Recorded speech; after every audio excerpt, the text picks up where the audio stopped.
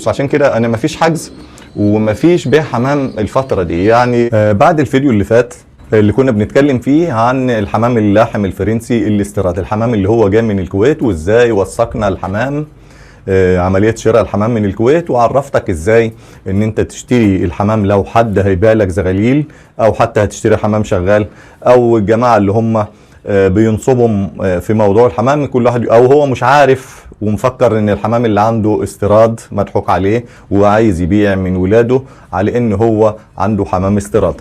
الحاجات دي بنقولها كلها علشان نعرف الناس. في ناس اول مره تشوف الحمام اللي بالختم. طبعا احنا يمكن اول قناه في مصر صورت الحمام اللي بختم الشركه الفرنسيه مع الاستاذ احمد بركات. صورت مع الاستاذ احمد بركات في منزله، وهقول لك احط لك برضو الفيديو في وصف الفيديو تحت، هتشوف الفيديو ده ان شاء الله. يعني هتشوف تاريخ الفيديو كمان، وهتعرف ان احنا اول قناه نزلت الحمام الاستيراد بختم الشركه الفرنسيه باذن الله. يورو بيجون، لو دخلت على الموقع بتاعهم هتلاقيهم بيكتبوا يورو بيجون. طيب الفيديو ده عشان ايه؟ الفيديو ده انا بعمله تاني ليه؟ الفيديو ده انا بقول لك لان في ناس، انا قلت مفيش بيع لسه، احنا لسه جايبين الحمام لسه مفيش منه انتاج، وزي ما حضراتكم عارفين احنا داخل الحر دخل علينا، فانا افضل اني اريح الحمام في فصل الصيف. تمام؟ ناس تانية برضو قالوا الحمام ده موجود في مصر. يا جماعه ما قلتش الحمام ده عندي انا بس، لا الحمام موجوده في مصر، وعندي ناس يعني ناس معدودين على الاصابع، على اصابع اليد الواحده، لان طبعا الحمامه غاليه، ففي اللي جاب جوزين، في اللي جايب 3، في اللي جايب 4 وهكذا. لكن برضو دي اعداد قليله جدا على مصر. يعني مصر ال 110 مليون هيعملوا فيهم ايه لما يكون واحد جايب له 4 تجواز ولا 5 تجواز، ولو حتى 100 جوز مش هيعملوا حاجه في بلد زي مصر يعني. يبقى اذا الحمامه موجوده، وموجوده بالالوان، موجود منها الوانها كمان. يعني الحمامه اللي مش عارف، الحمامه اللي بختم الشركه دي موجود منها الوان. يبقى الحمامه اللي بختم الشركه دي، الختم اللي هو زي ما ناكد تاني، الناس اللي ما شافتش الفيديو اللي فات لازم تشوف الفيديو اللي فات عشان تعرف احنا كنا بنتكلم عن ايه. الختم اللي في الجناح، تمام، ده اللي هو الحمام بختم الشركه الفرنسيه اللي احنا بنقول عليه. غير الاشاره اللي بتبقى هنا دي ملناش دعوه بيها، اللي خارجه بره كده زي الحلق اللي في ودن المعيز ده ملناش دعوه به. تمام كده؟ يبقى ده الابيض اللي احنا جبناه. تمام؟ فهل مفيش غير الابيض؟ لا، في يا جماعه منه الوان، كل الالوان تقريبا، كل الالوان، لكن هو اللي معروفه في مصر اكتر اللي هي الحمامه الابيض. موجود فين يا عم مصطفى الحمام اللي هو الالوان ده؟ ابو صدام عنده جميع الالوان بتاعه الحمام اللاحم وبيبيع منها. اما انا لسه ما بداتش في البيع يا جماعه، لان انا لسه جاي لي الحمام. تمام؟ عشان تكون لي زي حقا يعني، لان في ناس دخلت في التعليقات وكتبت لي ان في حمام، انا اقصد الناس التانية. ابو صدام كان زي ما انا بعمل بالظبط، كان برضو بيحذر الناس من الجماعه اللي بينصبهم. انا وابو صدام اصدقاء على فكره، اللي ما يعرفش ابو صدام صديقي وحبيبي من قبل حتى ما يعمل قناه على اليوتيوب، فهو صديقي وحبيبي، فعشان ما حدش يختلط به الامر. ابو صدام عنده الحمامه الاصليه وعنده منها كل الالوان، ربنا يبارك له في اللي عنده. وانا لسه ما جبتش غير الابيض. تمام؟ ولسه ببدا، وما فيش اي حمام للبيع. يعني باكد تاني ان ما فيش عندي حاليا اي حمام للبيع، لا من الابيض العادي ولا من الابيض الاستيراد. تمام؟ ليه بقى؟ طب الابيض العادي ما عنديش منه ليه؟ لان انا الدور اللي كان حصل عندي اللي هو الدور الفيروسي او المرض الفيروسي اللي جه في الشتاء. طبعا احنا لسه خارجين من الشتاء، يعني الدنيا لسه بتتعافى، فناس كتير كانت دافعه عربون والناس دي لسه ما خدتش حمام. تمام كده؟ يبقى الناس دي اولى ان هي تاخد الحمام بتاعها، الناس اللي هي دافعه فلوس. طبعا انا لما كلمتكم على ان الاستيراد هيفتح يوم 2/6 من الكويت، طبعا كلمت ابو مشعل كويتي اصلا، وبيشحن الحمام لجميع الدول العربيه من الكويت تقريبا يعني. فهو اللي يخصنا احنا مصر، فهو قال لي انه هيبدا من يوم 2/6، عشان ما يجي واحد برضه يكتب يقول لي في التعليقات يا عمي ده الواحد بحق قصان حمام يشتري له لا مؤاخذه بقره او جاموسه.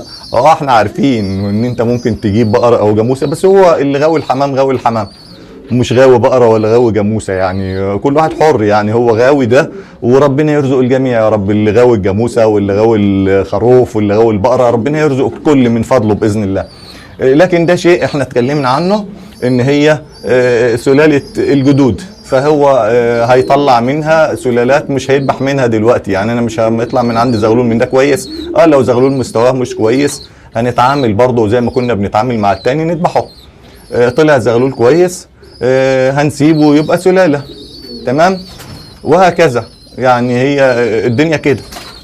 اللي عايز فعلا هيشتري ومش عارف يجيب الحمام ازاي، ابعت له ارقام الناس، اسيب لك رقمي في اول تعليق، تكلمني واتس لك ارقام الناس في الكويت اللي بيبيعهم وارقام الناس بتوع الشحن، واللي انت عايزه كمان نقدر نعمله لك، اي خدمه نقدر نعملها لك. بس طبعا السعر عالي قوي.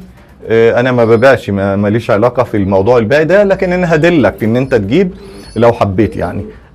بس برضو تكون عندك فكرة ان سعر القص اقل سعر حاليا وصلنا له اللي هو ال100 دينار كويتي. طبعا في 120، في اللي سمعنا لغاية 180 من ناس تانية، لكن احنا هنخلينا في اللي قال لنا 100 دينار دلوقتي. غير ان هو الشحن الفرد الواحد، قلنا الفرد الحمامة الواحدة او الطائر الواحد 1200 جنيه مصري. لسه كمان ان انت هتسافر لمطار القاهرة انك تستلم من هناك، او زي ما بعتنا قبل كده ابو مشعل كان بعت الحمام عند بيت حد في القاهرة فاحنا استلمنا منه، فلابد انك هتسافر يعني. طيب ليه احنا مش هنبيع حمام دلوقتي؟ زي ما قلت لك ان احنا مش هنبيع حمام لان انا بفكر اني اعزل الحمام الذكور عن النت. يعني اول عمريش عملتها، وكنا بنمشي فترة الصيف ديت يعني ايه، نقعد زغلول ضعيف زغلول كويس ونسيب الضعيف شوية يرجع يتحسن بعد شوية. يوم يجي زي ما انتوا عارفين الجو في مصر، يوم يجي حر قوي زي امبارح كان حر قوي، النهارده في هوا جميل جدا، الجو منعش وهوا شديد جدا، تقول حتى الدنيا هتمطر كمان شوية، تمام.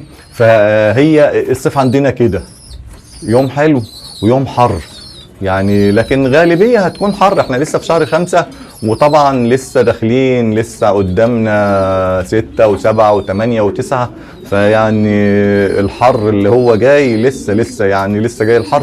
فلو ريحت انا الحمام بفكر في كده، يعني قولوا لي رايكم اريح الحمام، لان انا فوق مني صاج، يعني هنا صاج، فالجو هنا الصاج لما بيجي عليه الشمس المكان ده بيكون نار يعني. فانا بفكر اني اسيب الحمام كده على الارض. هشيل مثلا اشيل الاناث من السلكات، يعني اخد الاناث اسيبها على الارض واسيب الذكور هنا. حتى لو الذكور لوحدها ابقى ارشها بالبخاخه، والاناث اسيب لهم طبق كبير كده يستحموا فيه كل يوم، مفيش مانع، او وقت ما يحبوا يستحموا بحيث ان هم ينتعشوا. الهدف ان احنا نحافظ على الحمام في فتره الصيف، ان لما نيجي ننتج في فترة مثلا نقول نبدأ مثلا في شهر 10 نبدأ يكون الحمام صحته كويسة، مراعينه كويس، نبدأ من جديد ناخد منه انتاج كويس. تعرف برضو الصيف وموضوع الجدري وموضوع امراض بتظهر، والانتاج ما بيكونش احسن حاجة مهما تكون بتعطي ادوية وعلاجات، بس الجو يعني برضو الحمام محتاج جو معتدل.